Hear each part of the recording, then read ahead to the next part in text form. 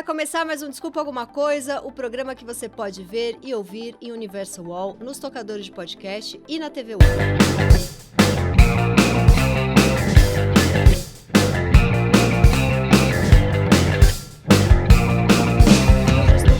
Que se formou para fazer teatro cabeça e ficou famosa como humorista do Porta dos Fundos, que combinou de fazer um podcast comigo e foi fazer com outra amiga, e que tem fobia de inglês e namora gringo. Ela é atriz e apresentadora Júlia Rabelo! Ou seja, a contradição ambulante. Vamos já assumir, ó, a gente tá com lencinho aqui, porque a gente tem uma rinite pesada. Unidas na rinite. E acho que é até melhor já deixar disponível, porque aí não fica fazendo barulhinho. Bom, a gente vai começar lavando roupa suja, é isso? Não, acho que roupa suja dá uma carga emocional que a gente não tem. Não tem. Mas acho que tem uma DRzinha. Tem a DRzinha, começar com a DR. DR boa. DR boa, de momento que hoje a gente sempre fala sobre isso, né? Sim. A gente falou disso no Calcinha Larga, a gente fala toda vez que a gente se encontra. Pois é. Então tem que dar um preâmbulo para as pessoas entenderem, então, assim, né? Eu fui chamada para escrever uma peça de teatro. Uhum. Em 1850. Em 1850. Foi um ano da minha vida que eu não sabia nem que eu era roteirista. Eu estava lá na Globo já, fazia roteiro como colaboradora de série e tal, mas eu não sabia que eu era roteirista de teatro. Nunca tinha escrito nenhuma peça. Mas o Porchat tinha me chamado para fazer o Meu Passado Me Condena. E tinha ido bem, o filme, a peça, e aí a Júlia, era você, o Veras e mais alguma atriz? Ali a gente estava organizando, éramos eu, o Marcos, e tinha o Rodrigo Veloni, o produtor. Exato. E tinha mais gente... E tinha o Giovanni Tosi, tinha mais gente ali. Tinha mais gente, Bom, enfim, me contrataram para fazer uma peça, e eu fiz uma peça horrível. Que eu não tinha experiência em escrever teatro. E aí eu mandei e ficou aquela coisa, o que a gente vai fazer com isso? Você está contando a tua versão. O que a gente vai fazer com isso? Primeiro eu escrevi uma que era meio séria, meio esquisita. Eles falaram, não, a gente sente falta do seu humor, traz seu humor. Aí eu trouxe meu humor. Só que eu não sabia fazer direito aquilo, eu coloquei um monte de colaborador, perdeu um pouco a minha marca. E aí, minha marca, agora arrogância, mas tudo bem. Bom, ficou uma merda, eu não sabia fazer aquilo e não deu certo. E vocês já tinham teatro, já tinham pago... Tinha um teatro agendado, já tinha investimento, não sei o quê. Já tinham gastado um dinheiro para... Porque vai dar certo, a peça dela vai dar certo, já pagaram de antemão o teatro. Até porque funciona um pouco assim também, as coisas são meio... Você tem que ir equilibrando os pratinhos. Aí começaram a ensaiar, Tati, não dá, o texto é esquisito, o texto é ruim... E aí aquilo foi horrível, porque eu fiquei me sentindo muito um fracasso. Deixa Agora vem você, vai. Porque aí a gente vai andando junto. A gente, naquela época, a gente já ouvia muito de você, vários amigos em comum. Eu já te lia, eu falava, gente, ela é maravilhosa. Porque se você pensar também uns 10, 15 anos, a gente sempre teve mulheres maravilhosas, mas eu acho que você vem, e agora você já domina esse espaço, mas já era uma voz, assim, feminina, com contradições, interessante. Eu falei, cara, isso aqui é muito legal. E aí a gente conversou com você, a gente fez aquele jantar, enfim, eu já amava você. E aí a gente chegou à primeira versão. A gente leu, e eu já te acompanhava muito. Eu falei, cara, tá no processo. Aí depois a gente foi ler, teve um dia que a gente leu, e a gente pensou assim, gente... a Tati deve estar tão ocupada que ela mandou alguém fazer. Que ela contratou algumas pessoas. Foi exatamente o que aconteceu. E aí eu pensei, mas na minha sensação foi, só que ela deve ter contratado 3 pessoas diferentes que não conversaram entre elas. E aí faltava elas conversarem entre. Então pessoas assim, que não se conheciam. Era isso. Sim. E aí eu claramente virei e falei assim, Tati. Aí eu falei com ele, o Rodrigo falou com você, né? Sim. E aí, enfim, a gente não fez, né? Sim. Porque tinha o prazo também de andar, não sei o quê. Aí a gente já se conversou antes, riu disso. Já riu disso muito, E aí, recentemente, no seu podcast com as meninas, que, aliás, amo. Preparação Histérica. Sou fã delas, sou apaixonada. Nossa, elas são incríveis. Apaixonada. Eu amo também. Mili Lacombe e Manuela Cantuária. Nossa, mas eu amo as duas, já amo as 3, já acho um encontro maravilhoso. Aí, vocês falaram sobre esse assunto. Num outro tema, né? Você contou e você falou que que era assim... mulher pode fracassar, ou o direito do... Direito da mulher, sei lá, não dar conta, ou fracassar. Exatamente. O nome era muito bom, né? O direito, não era fracasso a palavra, mas era... Era de alguma... Medíocre. O direito a ser medíocre. Isso. Que pro homem ele é mais dado do que pra mulher. Que pra gente... E aí você falou que depois dessa situação, isso te mobilizou. Isso, sim. E isso eu não sabia. Porque a gente sempre... E assim, a maneira que eu sempre tratei esse assunto foi fazendo piada com você. Sim. Falando, não, foi assistente, foi não sei o quê. Sim. E depois você contou que isso foi uma coisa que ficou ali na tua cabeça, essa circunstância. Acho que nunca foi uma coisa entre a gente, mas eu só queria dizer o seguinte, desde o início... Eu sempre acreditei muito. Quer dizer, olha, eu acreditei. O Brasil inteiro hoje em dia acredita e vê, não é só acreditar. Então, nunca foi uma questão... Para mim, a questão sempre foi... A Tati é tão maravilhosa que com certeza isso não é da Tati. Mas você sabe que ali foram 2 aprendizados gigantes, assim. O primeiro é que aquele ano foi um ano muito atípico, assim, né? Que eu acho que você já passou por isso também, que a gente estava até... Que eu sei a história dela, a gente é amiga... Que a gente, e você ainda estava falando isso antes da gente começar a gravar, que agora você lota teatro e você passou aí pelo menos uns 10 anos da sua vida com aquele teatro, você não tinha acontecido ainda, né? E aí tem um ano em que as coisas dão certo e você quer abraçar tudo. E aí você começa, isso foi, eu na época que eu fiz 2 filmes que fizeram muita bilheteria, todo mundo passava filme e peça de teatro e série, todo mundo queria trabalhar comigo. Eu não conseguia falar não. E aí, o que eu fiz? Eu montei uma equipe de roteiristas que trabalhavam na minha casa. E avisava, falava, eu tenho colaboradores. Não, tudo bem, você que vai fazer o roteiro final? Até lembro disso. Eu comecei a pegar um monte de filme, um monte de série, programa de auditório, tudo, porque eu falei... Cara, nunca ganhei dinheiro, não posso falar não pra dinheiro. Eu sei completamente. Nunca fui isso. ninguém, como é que eu vou negar? Te liga um produtor foda, um diretor foda, você vai falar não, porque você já pegou outros 8, você vai pegar 9. Ainda tem uma paranoiazinha, que eu não sei se ela deve estar na tua matemática aí também, que a gente nunca sabe até quando. Melhor guardar. E outra, você não pode fechar a porta, você vai falar não pra esse cara, ele não te chama mais. E aí eu peguei absolutamente tudo naquele ano, porque eu tinha feito esses 2 filmes com bilheteria grande. E montei essa equipe de roteirista. E, às vezes, o material saía desse jeito aí. Eram 3 pessoas.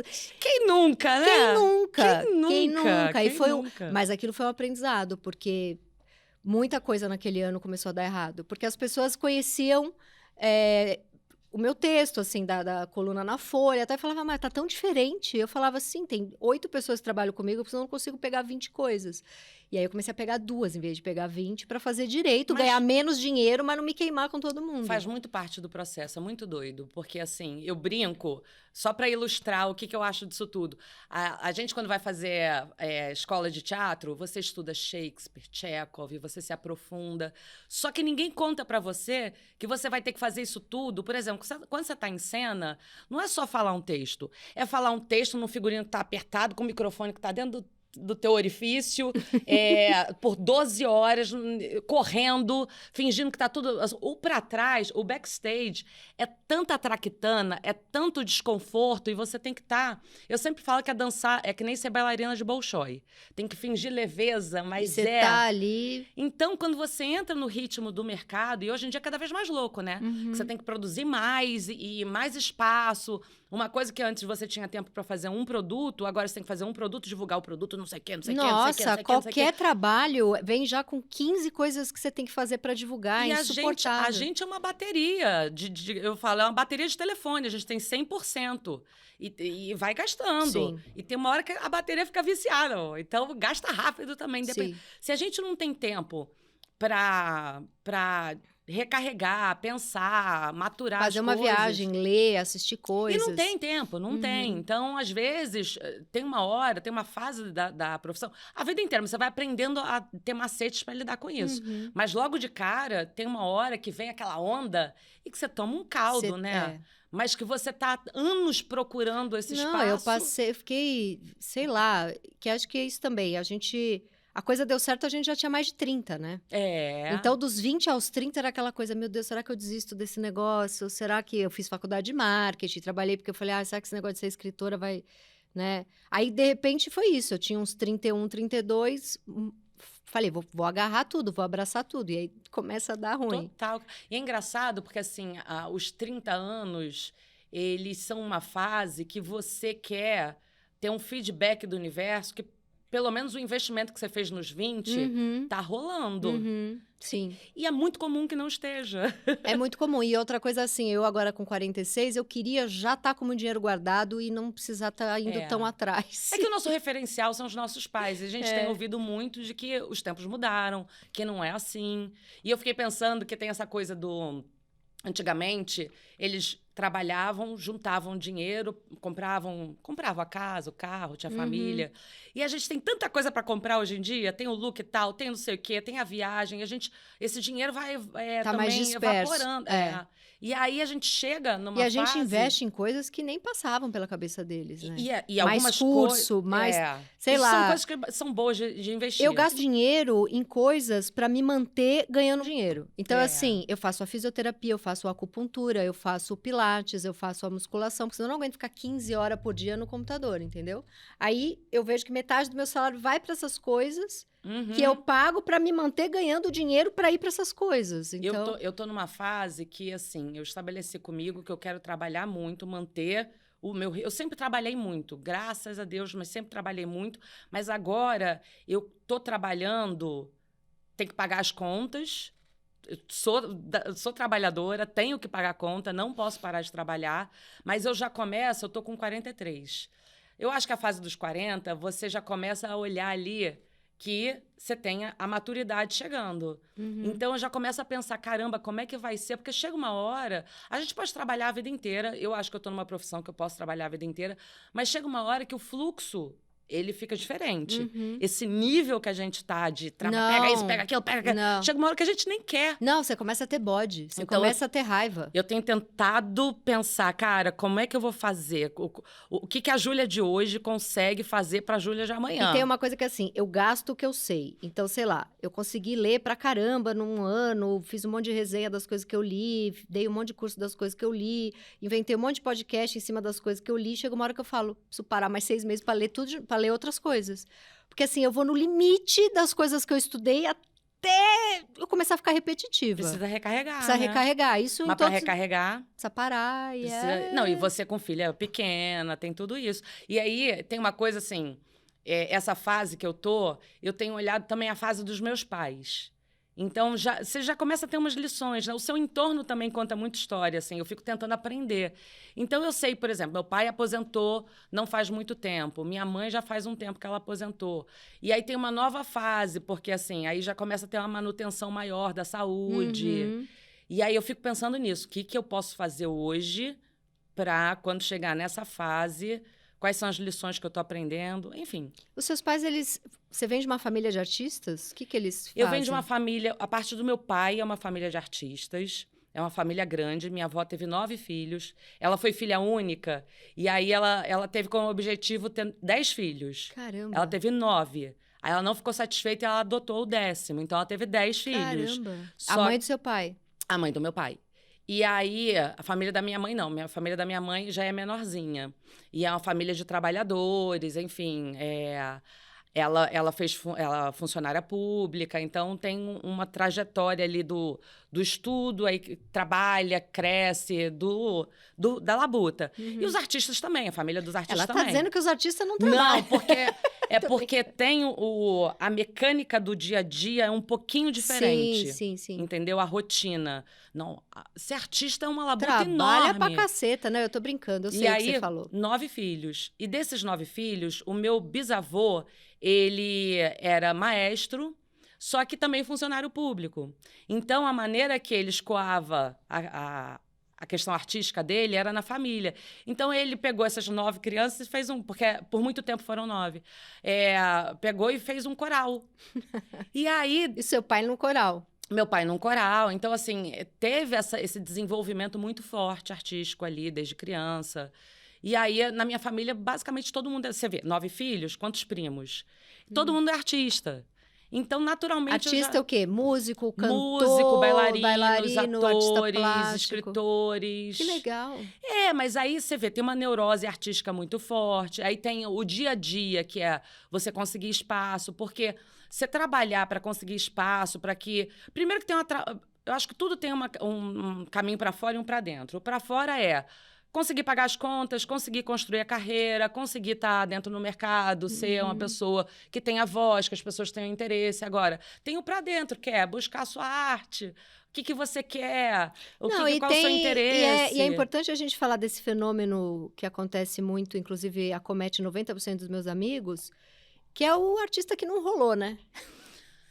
Que tem que trabalhar com outras coisas, que é triste. Nossa! O artista que não rolou... Eu, antes de rolar, eu tive que lidar com isso por 2 semanas, assim... não 2 semanas, tive que lidar por... Porque assim que eu me Pareceu formei... uma piada excelente.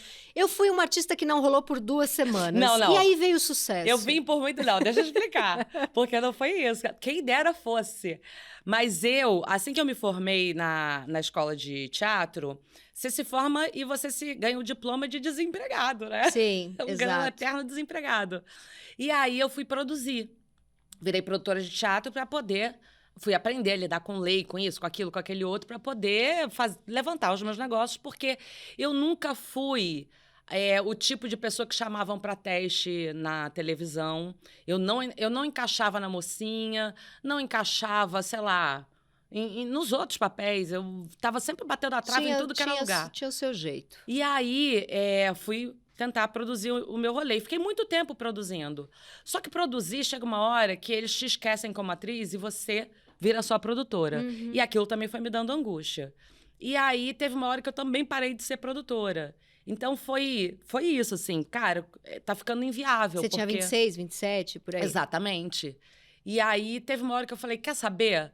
Acho que eu vou estudar para concurso público. Puta que pariu. E fui estudar para concurso público por 2 semanas, até que...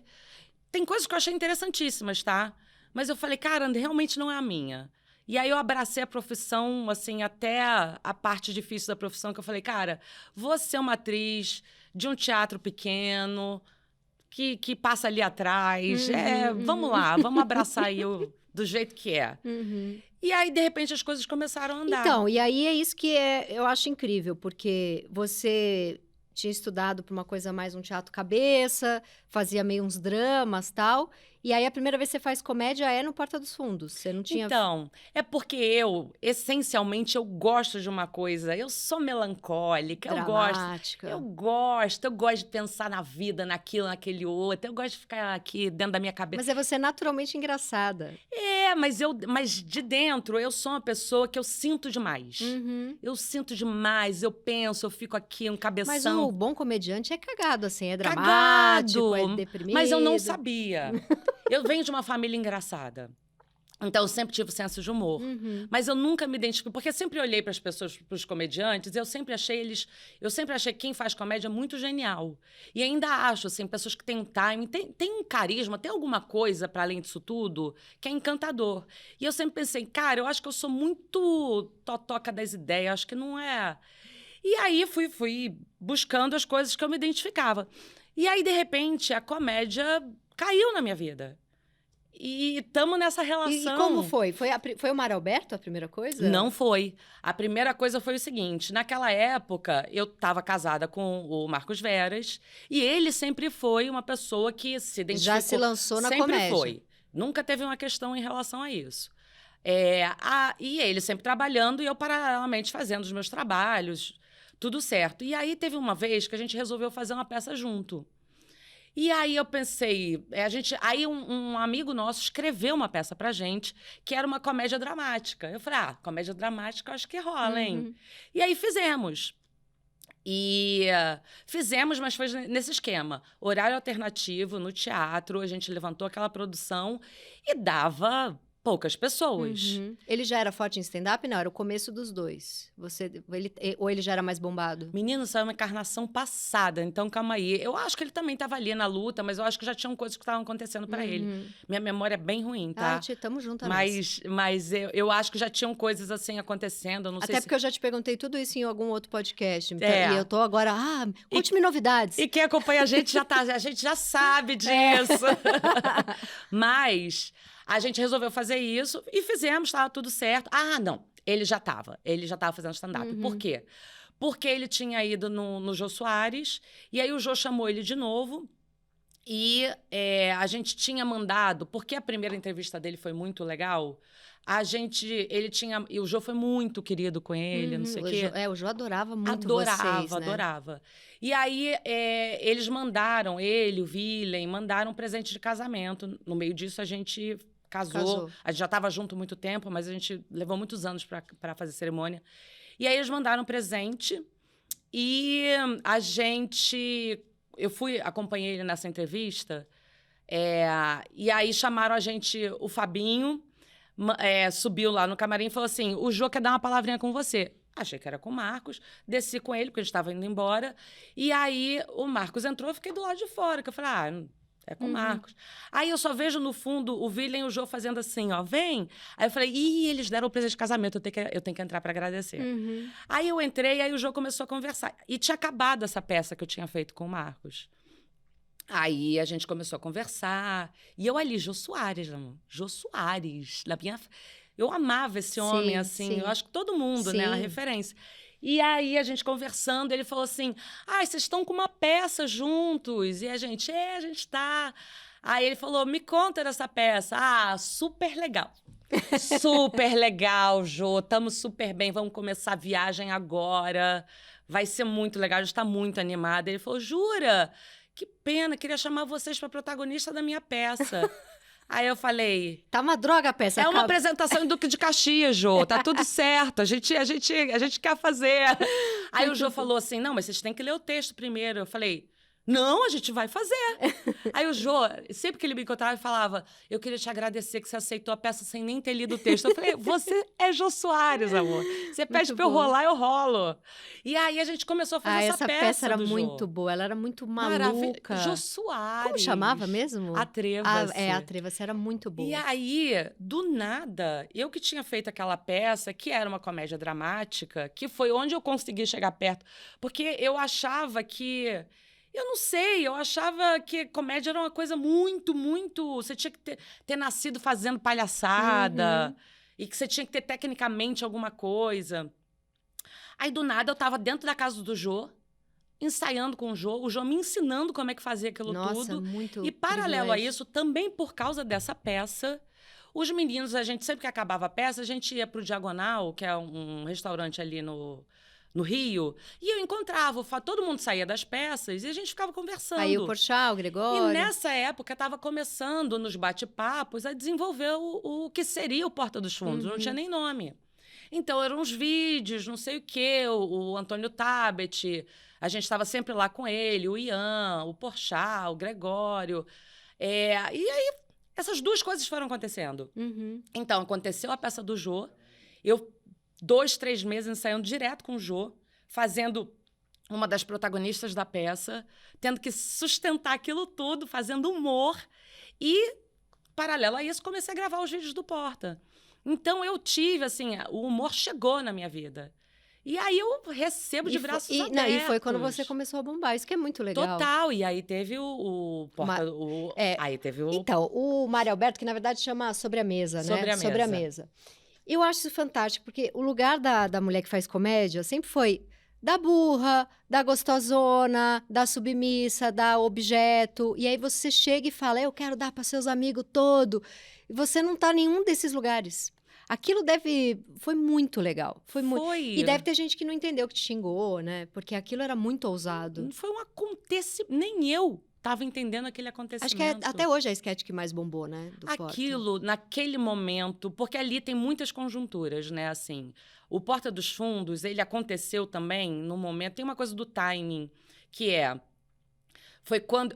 A imagem que eu uso para falar isso é quando o YouTube começou a ser asfaltado, sabe? Antigamente era ali... tudo mato. Não era tudo mato, tinha muita gente já desenvolvendo coisas, mas era ainda um esquema que você via muitas coisas caseiras. Sim. E o Porta foi o encontro dessas pessoas que já estavam no mercado há algum tempo, que eram pessoas que tinham experiência, talento, visão, mas que queriam... O mercado não estava absorvendo de uma maneira Sim, que a a gente Globo achava abriu que... mão daquele monte de talento. E aí, essa junção, usando um meio de comunicação que estava Bem tendo... dirigido, com roteiro bom, com Então, atores bons. Exatamente. Então, essa união aí deu tudo isso, né? Assim, deu um acontecimento. Vamos falar do Agora Que São Elas. Como é que rolou isso? São textos novos e antigos do Porchat.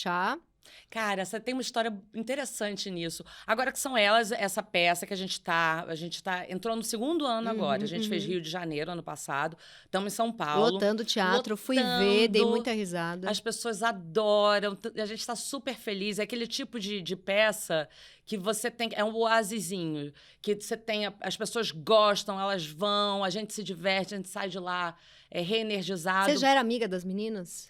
Não, só conhecia. Conhecia, assim, de esbarrar ou de um evento, alguma coisa ou outra.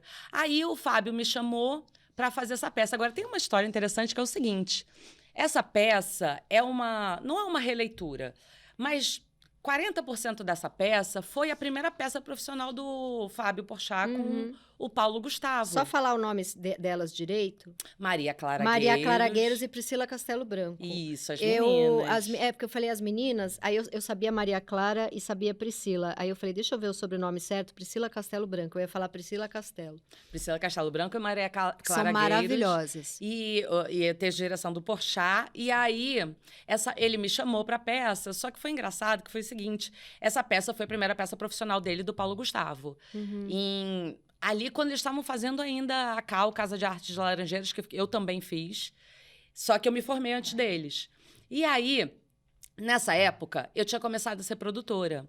E eles me chamaram para fazer... O Paulo Gustavo, essa primeira grande produção que eu fiz, que era uma peça em homenagem ao Cartola, a Samantha Schmutz fazia. Ela fazia a Elisete. E aí, o Paulo Gustavo, que estava começando a fazer teatro... Ele vivia na coxia lá com a gente. Então, a gente ficou amigo. E ele me chamou para produzir a peça dele com um amigo dele, que no caso era o Porchat, que faziam a CAL juntos. E aí, eu fui assistir, eles fizeram uma leitura. E essa coisa, né? O Paulo sempre foi muito bom de tocar projeto para frente, assim. Ele juntava pessoas e fazia um dinamismo, assim, uma competência muito grande. Fui lá, ouvi a leitura deles, e eu achando que era assim, pô, são dois meninos que estão na metade do curso de teatro, mas eu amo o Paulo, vou lá ouvir. Aí, quando eles fizeram a leitura, eu achei o máximo. Falei, nossa, esses meninos são bons. Eu também menina, né? Esses meninos são bons, caramba. Só que naquela época não deu para produzir. A gente ainda viu mais uma leitura, mas a gente sentiu que se a gente pegasse aquele trabalho, não ia dar tempo de fazer, ia fazer mal. Então a gente seguiu em frente, fui assistir e ainda continuei encontrando o Paulo Gustavo, o Fábio, a gente foi se encontrando no meio do caminho. E aí, 20 anos depois, o Fábio me chama para fazer como atriz essa peça. E eu falei, que doida vida, né? Muito. Assim, E eram esses textos exatamente. Eu falo que o Fábio tem uma gaveta infinita de textos, né? Porque quando a gente fez a primeira reunião do Porta dos Fundos, o Fábio também falou, eu tenho umas esquetes aqui numa gaveta. Eu sempre começo assim, todas as reuniões do Fábio começam, eu tenho umas esquetes aqui na minha gaveta. E aí ele tinha essa peça, mas ele também tinha outras. Então, a gente sentou, pegou essas esquetes, viu se alguma precisava trazer, porque 20 anos atrás, então, o que não tinha ficado no tempo, o que ainda estava atual. Então, foi todo esse trabalho e deu Agora Que São Elas. Muito legal. Sim. E o LOL, eu dei muita risada. O Gregório, de fato, mostrou o seu pênis torto. Aquilo é real. É torto? É torto, eu não sei, não dá pra ver, porque vocês botaram Você sabe, eu tava lá, eu vi. É real, ele de fato ficou com o pau pra fora. Ah, ficou horas. Mas ele... Pra quem não sabe, o LOL é um programa que tá na Amazon, que tem no mundo todo, né? Sim, sim. Tem LOL, Estados Unidos, LOL, Espanha, é um reality que é um sucesso. É interessantíssimo você ver, assim, como é que as comédias e os comediantes ao redor do mundo... E você coloca comediantes numa sala, quem ri, sai. E aí, o último que fica sem rir, mas você tem que fazer os outros rirem. Então é interessantíssimo. E é porque vai muito ficando uma legal porque maluquice. você também leva cartão amarelo se você ri da tua própria piada. Isso eu achei É genial. super perigoso. É, E o porque- riso da simpatia. É, e tem o riso da É simpatia. perigosíssimo. E aí a gente fez. Só que eu estava apresentando com o Tom Cavalcante. Então eu ficava numa outra sala, assistindo eles nessa sala que eles ficam lá por 6 horas. Então, em relação ao pênis do Gregório, eu esqueci como é que é. Porque eu vi que ele estava. E eu li antes, eu sabia que ele ia fazer isso, né? E aí eu também fiquei muito querendo saber qual ia ser a reação das pessoas. Mas é As isso. pessoas mandaram as esquetes que elas iam fazer. É o planejamento, né? Porque você tem Entendi. estratégias. Claro, até porque tem auxiliar ali na hora. E você vai vendo quais são as cartas que as pessoas vão usar. E tem umas Sei. cartas que você gosta. Você fala, eu quero ver que horas. Por exemplo, o Fábio trouxe a Narcisa. Eu queria muito ver como é que a Narcisa ia lidar, reagir com aquelas pessoas. Então, foi uma diversão. O Tom Cavalcante é uma pessoa maravilhosa. Foi muito Eu divertido já o trabalho. desmaiei na casa de Tom Cavalcante. Tom Cavalcante, um beijo, cuidou Eu de amo mim. o Tom, Ele é cara. Que muito, ser muito humano querido. maravilhoso. Mas foi isso. O LOL foi uma diversão. Pedro Antônio, diretor, maravilhoso. Maravilhoso. Então, muito E feliz. aí, assim. torto, pau torto real, Gregório. Então, não lembro. Eu não queria falar sobre isso, mas. Tanta coisa na carreira dela, tanta... Não. Ela mas tem que falar do pau do amigo, é que eu muito tenho uma triste. característica que eu acho ela peculiar. Eu não tenho memória pra pau. Olha, Você nisso lembra? aí a minha idade não interferiu. Você lembra? Eu lembro. Eu lembro assim. aquele não era bom, Não, e aquele era melhor. não, isso mas eu você lembro. fechou o olho, você lembra? Não, da fisionomia. Você lembra da bochechinha, Não, lembra de tudo? não. Lembro, eu não sou boa fisionomista. Eu não sou fisionomista Eu esqueço de o rosto de todo mundo. Então, eu também Eu esqueço não isso. guardo a formato de cabeça. Essa que é a questão. Não lembro. E aí lembro que ele tirou e mostrou e ficou lá. Mas... Essa cena pra galera não rir foi muito engraçada. E ninguém sabia o que ele ia fazer, né? mas o Gregório, ele é capaz de cada coisa. Não, aquilo é muito bom. E ele começa a fazer as piadas pro pau dele. Foi ali que o tablet começou a rodar, né? É muito bom. Conta do podcast com a Tata Lopes, que você ia fazer um podcast comigo. Menina, mas a gente tá pra fazer ele até hoje. Não deu certo. Pois mas tudo bem, a gente é. ainda vai fazer. Mas Pois daí é, vai mas lá ele e me trai. Ele tem essa coisa que fica no umbral. Sim. E aí algumas coisas vêm à terra. Sim. Pode ser que ele ainda saia. Sim, eu acho. Mas esse podcast com a Tatá foi isso, assim. O assunto feminismo é uma coisa... O podcast se chama Incomodada Ficava Sua Avó. Mas a gente brinca que tem um subtítulo interno que se chama Feminista de Merda. Sim, que é até um quadro era um quadro do Calcinha Larga e virou um quadro do Reparação Histérica, porque a gente é Então, feminista de merda o tempo inteiro. A gente também sempre falou assim, cara, a gente é meio feminista de merda. E o lance é o seguinte, na verdade, todos nós temos que nos alfabetizar nisso, né? Não é uma coisa que eu sou mulher e eu sei tudo. Inclusive, a gente tem que ter cuidado, porque a gente tem que entender do que se trata pra gente também não falar besteira, sabe? E aí eu tava muito com essa vontade de, cara, eu preciso... É claro que, assim, culturalmente a gente vai absorvendo, mas eu queria entender um pouco mais. Eu queria... Sabe, ouvir o trabalho que as mulheres fizeram e a Tatá tem esse mesmo caminho também. Então foi uma coisa assim, vamos fazer. Além de que o podcast, estamos aqui com a rainha do podcast, é uma forma de comunicação que também me interessa desenvolver. Ai, é tão bom, porque não fica um monte de gente pentelhando, é o teu conteúdo purinho. Total. Não, e a gente está vivendo uma revolução da forma de comunicação, né? E eu gosto, eu me interesso, eu quero estar atualizada. Mas vamos falar do gatíssimo holandês? Chegou esse momento. Ah, Como ele chama? Bart. O Bart foi embora A faz voz até muda, o olhinho brilha. Ele é Ele é bonito, né? Um homem muito bonito. Vocês Amor. formam uma dupla Ele, lindíssima. eu sou suspeita para falar, eu acho ele lindo, mas ele é uma qualidade de ser humano que eu tô assim, mas eu tô apaixonada, né? Vocês estão juntos há quanto tempo? A gente vai fazer 3. 3 anos. Vai Ainda fazer tá 3 com o olhinho anos. desse primeiro mês de namoro? Ele só aumenta, Que porque demais. é muito doido, né? Porque eu brinco que eu tô vivendo uma comédia romântica eu mesma, né? Porque eu já falei sobre isso algumas vezes, mas a nossa história foi, meu irmão mora na Holanda e tinha dado pandemia e eu não via os meus sobrinhos fazia um tempo. E faz muita diferença, né, assim. Sim. E eu fui visitá-lo. Eu fui pro casamento de uma amiga, porque tudo postergou, eu fui pro casamento de uma amiga, Fernandinha Rodrigues, em Portugal, e aproveitei que estava para lá e falei, deixa eu visitar meu irmão. Que mora na Alemanha. Na Holanda. Na Holanda mesmo. E aí, na volta, só que eu sempre tive um inglês muito ruim. Não, essa história que você contou no programa do Porchat, eu chorava de rir. Não é só que o inglês é ruim. Você tinha fobia real de a conta vir mais cara no restaurante, você pagar para não ter que desenrolar o inglês. Não queria lidar com isso. Assim, era um lugar de baixa autoestima enorme. E é uma coisa que quando você não consegue lidar com o problema e você deixa ele à parte, ele só piora. Sim. Então foi isso, eu deixava o tempo inteiro à parte. Estudou inglês a vida inteira, mas não... Estudei várias vezes, mas chegava uma hora que eu saía porque não sabia lidar com aquilo. Uhum. E aí sentei... E aí foi uma semana que eu fiquei deprimida. Eu já contei isso lá no programa do Fábio, com mais detalhes, mas sentei e falei, graças a Deus, estou indo para o Brasil, agora só português. Aí passou um homem que eu falei, nossa, bonito. Sentou do meu lado. E na hora ele puxou o assunto.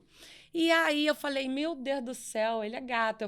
Aí eu falei assim, um hi.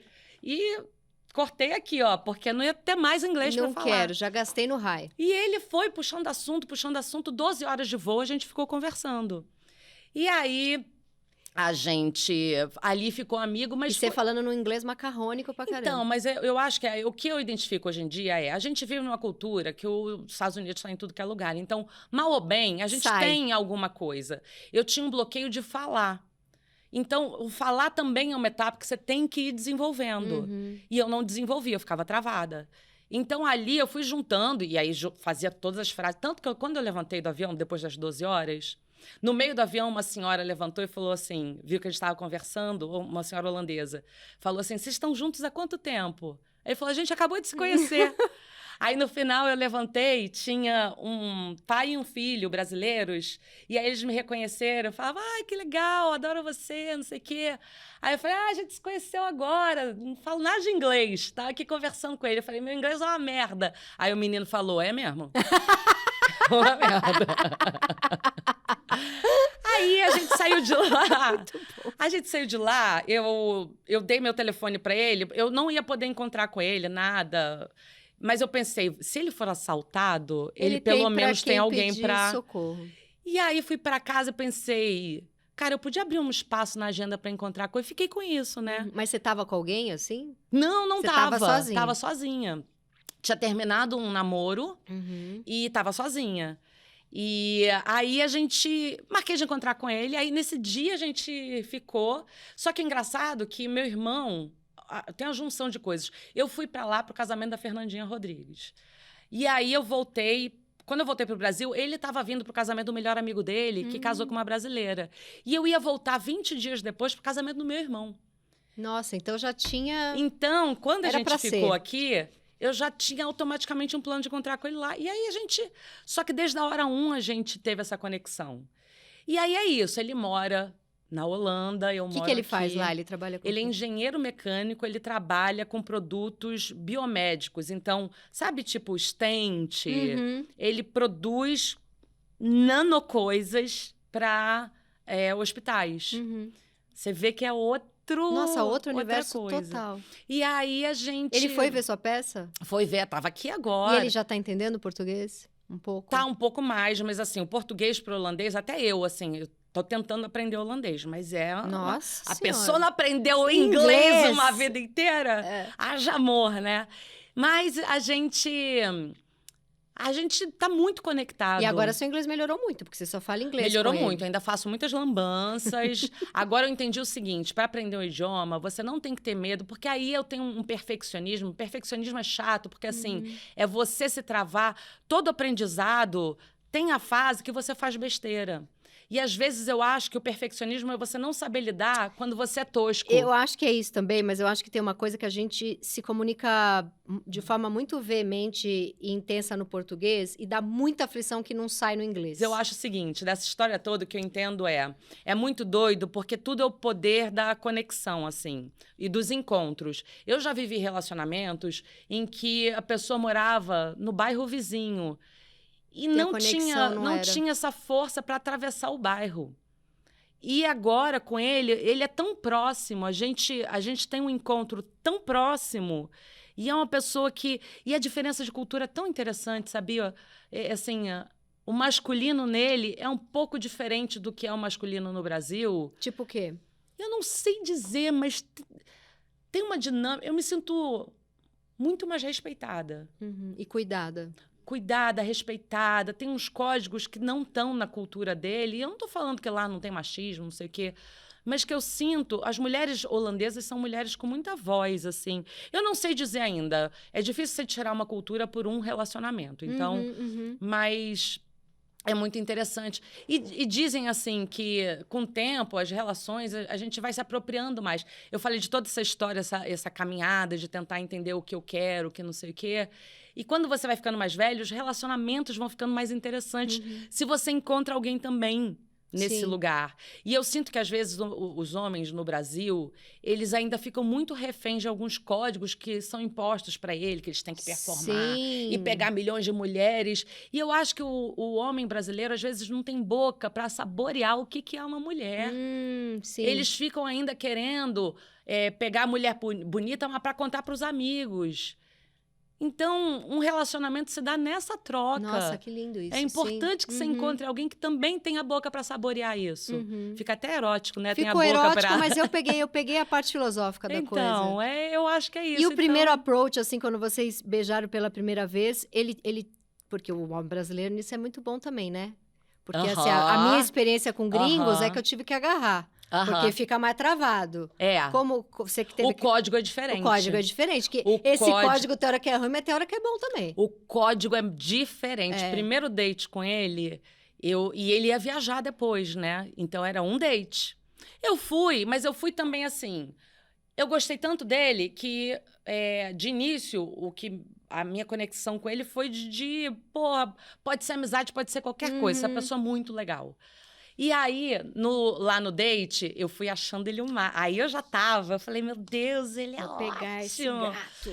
E aí foi chegando o final da noite, e a gente conversando, e eu falei, cara, eu sempre ouvi que gringo não beija na primeira noite. Ih, só tenho essa! E agora, como é que eu faço, vai meu embora. Deus? Mas eu nunca tive problema de falar que eu tava afim. Eu sempre, nunca tive. Eu sempre fui uma pessoa que eu já falei várias vezes, tô afim de você. Me dei mal várias vezes, porque, enfim, né? E aí, chegou uma hora que eu falei, vamos beijar? Let's kiss. Let's kiss. Não, eu não lembro. Noah. Eu não lembro o que eu falei, eu não sei se eu falei, posso beijar você? Vamos beijar. Juntei o que eu tinha. Eu tô agora perita no juntei o que eu tinha e entreguei. Muito bom. E ele, ok. Adorou! Eu acho que ele tava esperando, porque aí depois a gente conversou sobre isso. A cultura dele realmente não é de... É lá, mas ele lá também foi sabendo da nossa cultura, né? Foi. Você foi pensando, ai meu Deus, homem gringo não beija na primeira noite. Ele foi pensando, vou beijar. Não, eu não sei se ele foi pensando, mas quando ele viu que o portal se abriu, aí ele ficou... Ele veio. E aí é maravilhoso, porque aí tem É muito interessante esse encontro de lugares diferentes, sabe? Porque você vê que se você vai apreciando essas... Eu adoro apreciar coisas novas e conhecer novos universos. E eu acho que ele também foi descobrindo várias coisas. E como vocês vão fazer no futuro? Porque vai ter que dar uma casada aí, né? Essa é a pergunta que é a difícil de responder. E a gente quer... Aliás, eu acho que toda relação que a gente tem amor, a gente sempre quer passar o resto da vida junto. A gente já sabe, nessa altura do campeonato, que a gente vai andando e descobrindo. Então, eu já tô numa fase da minha vida que eu sei que as relações, eu vou descobrir no caminho até onde elas vão. Claro, claro.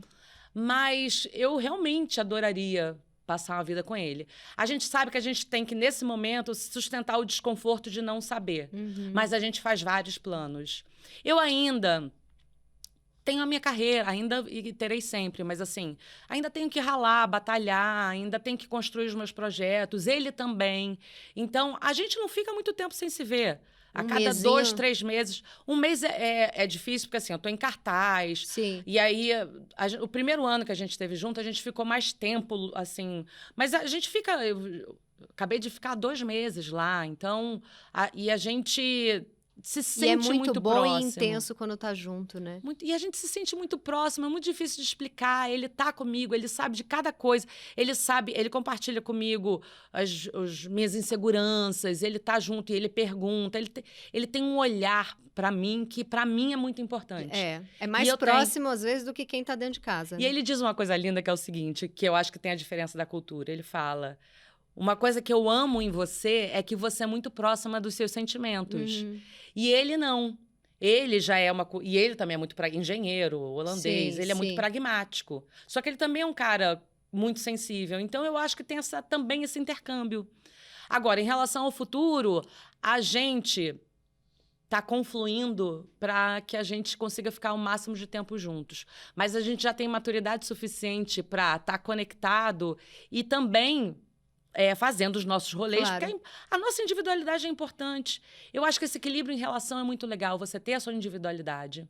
Você não pode abrir... Eu acho que foi uma coisa que eu aprendi, e eu tenho aprendido. Você não pode abrir mão de você. Uhum. Então, da sua voz, de quem você é. Mas relação também abre mão de você. Sim. Qual é a justa... Eu gosto da imagem de... Sabe aquelas corridas de festa junina? Que você amarra o pé e vai andando? Sim, sim, sim. Tem uma perna que é a sua, tem a outra que é em conjunto. Sim. E vocês estão Nossa, indo. muito bom. E só esse olho apaixonado aí já vale. Isso aí é bom demais. Bom, vamos para o momento dica. Eu vou indicar o documentário novo da Petra Costa. Fale. Não, Você lembrou agora... de alguma não, coisa? Lembrei que eu tinha que pegar a dica. Não, calma, a gente vai chegar junto nessa dica. Ah. Eu vou dar a dica do documentário novo da Petra Costa, Apocalipse nos Trópicos. Ele fala sobre o poder da igreja evangélica no país, especificamente na política brasileira. A Petra já foi finalista de Oscar com o documentário Democracia em Vertigem. Ficou conhecida com o documentário maravilhoso que ela faz sobre a irmã Helena, né? Que ela perdeu a irmã quando ela era bem novinha. E aí tá lindíssimo esse documentário, super forte, super abre a cabeça para pensar mil coisas e como todo o trabalho dela, muito bom. Sua dica, primeiro, vamos falar, estamos lançando um filme juntas agora. Exatamente. Que é Uma Mulher Sem Filtro, sai pela conspiração. Exatamente. Direção de Arthur Fontes, que é um amor de pessoa. Um amor, muito um diretor talentoso, maravilhoso. Fabiola Nascimento e você é irmã de Fabiola Nascimento. Fabiola, outra mulher maravilhosa. A gente tem Maravilhosa. muita mulher maravilhosa, uma mulher maravilhosa. Eu e Fabiola, a gente está fazendo duas coisas juntas. Mas esse filme está lançando agora, um filme que a Fabiola, ela é essa mulher sem filtro. E uma turma linda lá, né? Assim, Caíto, Luana Martal, Camila Queiroz. Vou esquecer uma galera, que é um elenco muito maravilhoso. Emílio Dantas. Eu botava em todo o roteiro.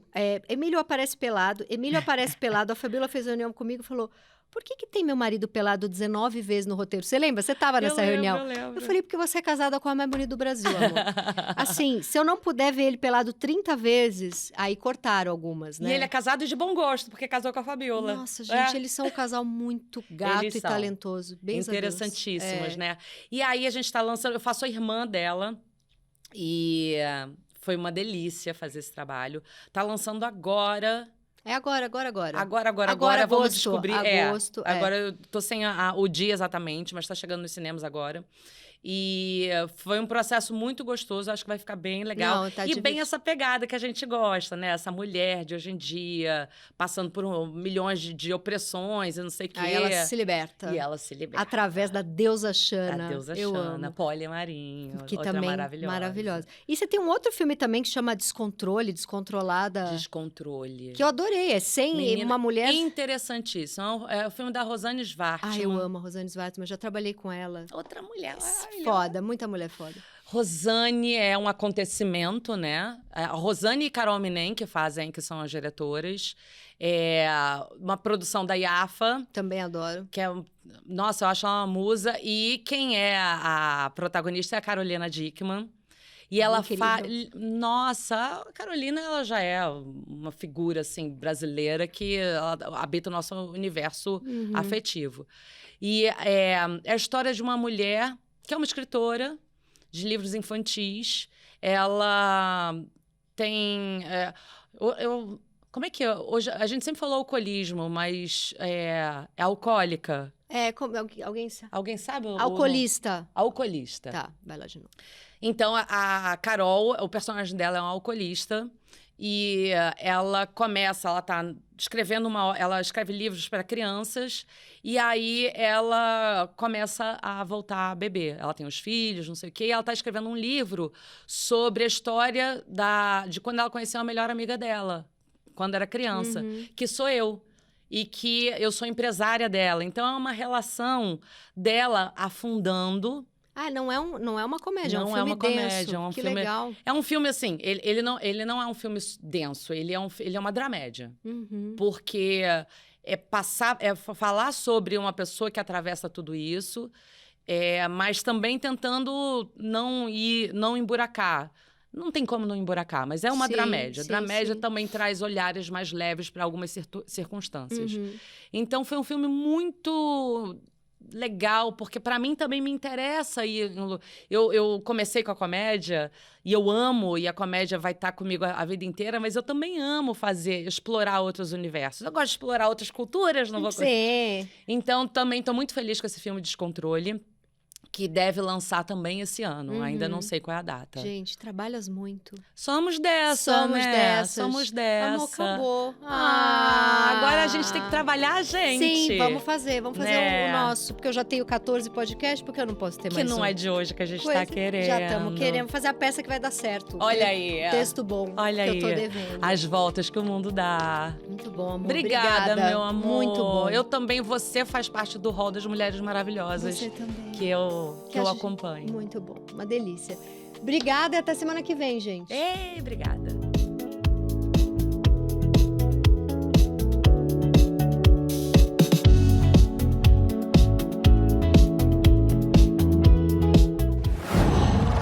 Qual?